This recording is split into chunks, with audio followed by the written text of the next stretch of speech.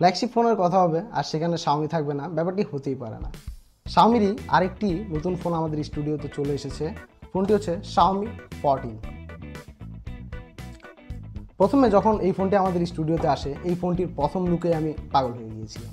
ফোনটি দেখার সাথে সাথে নিজেকে আমি ধরে রাখতে পারলাম না, সাথে সাথে পারচেস করে নিলাম ফোনটি যারা হচ্ছে অ্যাপেল ইউজার আছেন অথবা নাথিং ফোন ইউজার আছেন, তাদের কাছে বেশ স্মুথ লাগতে পারে ফোনটি।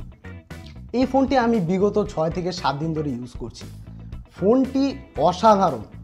জাস্ট আপনি যদি প্রথমে বডি ফ্রেমটা দেখেন তাহলে একদম আপনার ফোন আসছে, আর এই ফোনটা এমনি ইউজ করেন না, এটা কিন্তু স্পন্সরের। ভাই এটা তো আমার ফোন না। এটা আপনারই ফোন ভাই। ভাই এটা আমার ফোন হতেই পারে না। আপনার ফোন। আর এই যেটাই দেখতেছেন, যেটা রিভিউ করতেছেন, এটা একটু সাবধানে রাখেন, কারণ এটা কিন্তু টাকা পে করা হয়নি এখন।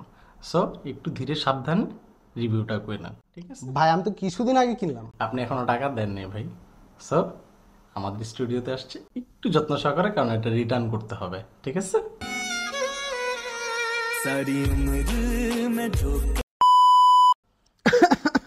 না মানে স্টুডিওতে একটু ভুল বোঝাবুঝি হয়েছে। ফোনটি আমি আলাদা করে পারচেস না করলেও ফোনটি আমাদের স্টুডিওতে 6 থেকে 7 দিন আগে চলে এসেছে। এই 6 থেকে 7 দিন আমরা এটির মধ্যে গেমিং টেস্ট, ক্যামেরা টেস্ট এবং পারফরমেন্স চেক করেছি, এবং আপনাদের সে বিষয়ে আজকে আমরা তথ্য দিতে চলে এসেছি। তো আমরা কথা বেশি না বলে চলুন ভিডিও শুরু করি।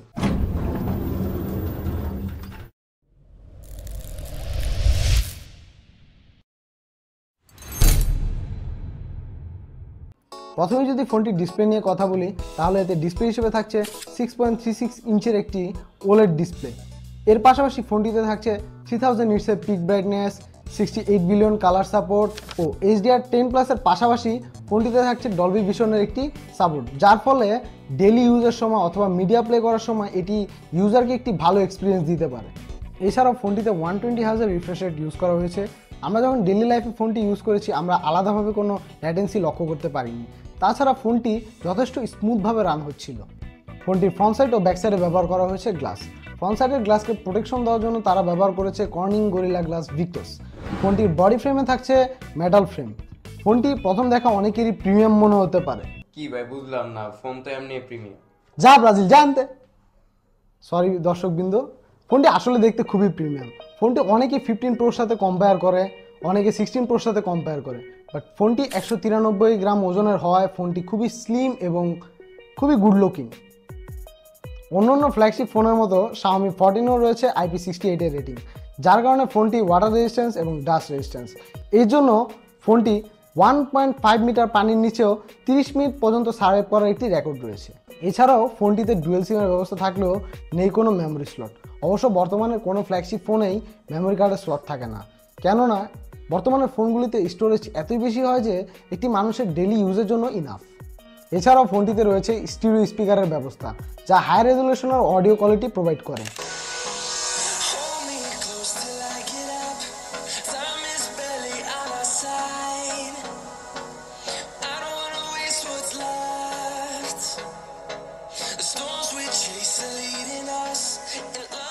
ফোনটি যেহেতু ফ্ল্যাগশিপ ফোন, তাই 3.5 mm জ্যাকটি থাকছে না ফোনে।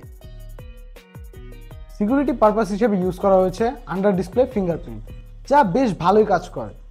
তাছাড়া ফোনটি বাংলাদেশের মার্কেটে লঞ্চ হয়েছে 3টি ভেরিয়েন্টে, হোয়াইট, ব্ল্যাক এবং জেড গ্রিন। Xiaomi 14 ফোনটির ক্যামেরা নিয়ে কিন্তু বেশ মাতামাতি হচ্ছে, কেনই বা হবে না।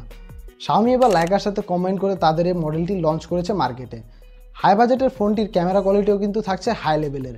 এর রেয়ারে ইউজ করা হয়েছে 50 মেগাপিক্সেলের মেইন শুটার, এবং এর পাশাপাশি থাকছে 50 মেগাপিক্সেলের টেলিফোটো লেন্স, আর সাথে থাকছে 50 মেগাপিক্সেলের একটি আলট্রা ওয়াইড ক্যামেরা। প্রথমেই 50 মেগাপিক্সেলের মেইন ক্যামেরা নিয়ে কথা বলবো। অপটিক্যাল ইমেজ স্ট্যাবিলাইজেশন বা OIS থাকায় ছবি ব্লার আসার কোনো চান্সই নেই, কারণ OIS সেন্সর থাকায় পিকচার কোয়ালিটি যথেষ্ট ন্যাচারাল ও অ্যাকুরেট হয়। মেইন ক্যামেরা দিয়ে তোলা ছবিগুলো নিয়ে তাই কমপ্লেন করার কোনো সুযোগই নেই। এরপর 50 মেগাপিক্সেলের টেলিফোটো লেন্সের ছবিগুলো দেখা যাচ্ছে। পোর্ট্রেট ছবি তোলার জন্য আলাদা লেন্স থাকায় দেখতেই পাচ্ছেন কত হাই কোয়ালিটির পোর্ট্রেট পাওয়া যাচ্ছে। পোর্ট্রেটের লেন্সে 3.2x পর্যন্ত অপটিক্যাল জুম থাকায় অসাধারণ কিছু ছবি ক্যাপচার করা যাচ্ছে ফোনটি দিয়ে। ফ্ল্যাগশিপ ফোন হিসেবে Xiaomi 14 কিন্তু বেশ ভালোই ক্যামেরা অফার করছে। ও আলট্রা ওয়াইড ক্যামেরার কথা তো বলাই হয়নি, 20 নয় 30 নয়, একদম 50 মেগাপিক্সেলের আলট্রাওয়াইড ক্যামেরা দিচ্ছে ফোনটি। তাই আপনার যদি গ্রুপ ছবি তুলতে হয় আর আপনার কাছে যদি ডিএসএলআর না থাকে, তাহলে Xiaomi 14 ফোনটি কিন্তু খুব ভালো একটি সার্ভিস দিবে আপনাকে।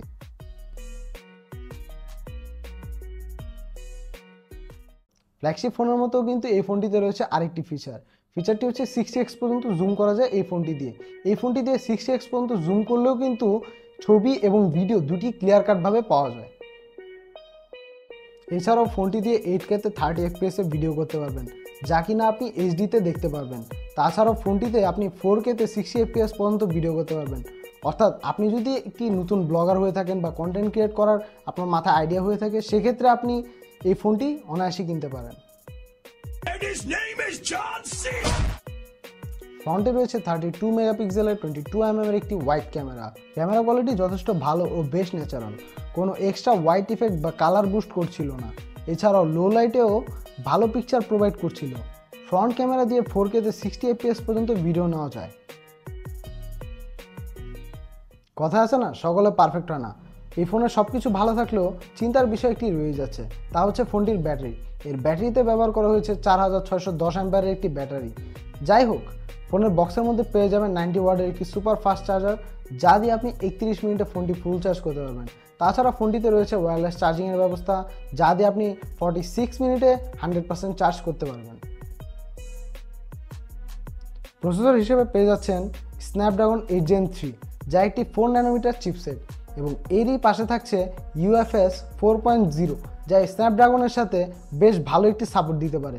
আমরা এর পারফরমেন্স টেস্ট করার জন্য ফ্রি ফায়ার, পাবজি ও অ্যাসফল্ট 9-এর মতো গেমগুলি টেস্ট করে দেখেছি। ফ্রি ফায়ার একদম ফুল গ্রাফিক্সে স্মুথলি খেলা যাচ্ছিল, এক্ষেত্রে কোনো ধরনের ল্যাগ ইস্যু বা ফ্রেম ড্রপ ইস্যু পাওয়া যায়নি।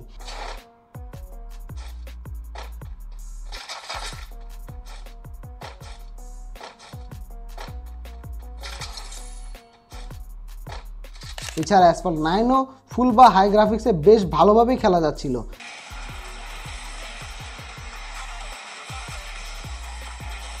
আর পাবজিতে আলট্রা গ্রাফিক্সে এক্সট্রিম এফপিএসে গেম প্লে করা যায়। একটু লো গ্রাফিক্সে গেম প্লে করলে দীর্ঘক্ষণ আরামসে ইউজ করা যাবে ফোনটি, বাট একদম ফুল হাই গ্রাফিক্সে গেম প্লে করলে বেশ ভালো লেভেলের হিট ইস্যু লক্ষ্য করা যায় ফোন থেকে। বাংলাদেশের মার্কেটে ফোনটি পেয়ে যাবেন দুটি ভেরিয়েন্টে, 12256GB এবং 16512GB। তাছাড়া ফোনটি রান করছে অ্যান্ড্রয়েড 14 বা হাইপার ওএসে। র্যাম রোমের মতো ফোনটির প্রাইসও আপ ডাউন করতে থাকে। 12256GB ফোনটি আপনি মার্কেটে পেয়ে যাবেন 90,000 টাকার আশেপাশে। এবং ব্যাটারির বিষয়টি বাদ দিলে এটি একটি true flagship device. Extraordinary camera, battery smoothie display এবং জোস লেভেলের গেমিংয়ের পাশাপাশি সবকিছুই পেয়ে যাচ্ছেন আপনি এই ডিভাইসটি থেকে। সুতরাং আপনি যদি একটি ফ্ল্যাগশিপ ডিভাইস নিতে চান, সেক্ষেত্রে এটি আপনার পছন্দের তালিকায় রাখতে পারেন। তো আশা করি এই ফোনটির ব্যাপারে সকল তথ্য আমরা আপনাদের কাছে পৌঁছাতে পেরেছি। কোনো তথ্য যদি আমাদের দ্বারা ছুটে যেয়ে থাকে, সেক্ষেত্রে সেটা আমাদের কমেন্ট বক্সে আপনারা কমেন্ট করে জানাতে পারেন। আমাদের ভিডিও যদি আপনারা ইউটিউব থেকে দেখে থাকেন, তাহলে হয়তো এখানে অথবা এখানে একটি গোল অপশন দেখতে পাচ্ছেন আমাদের চ্যানেলের লোগোর, সেখানে প্রেস করে আমাদের চ্যানেলটি সাবস্ক্রাইব করে দিতে পারেন।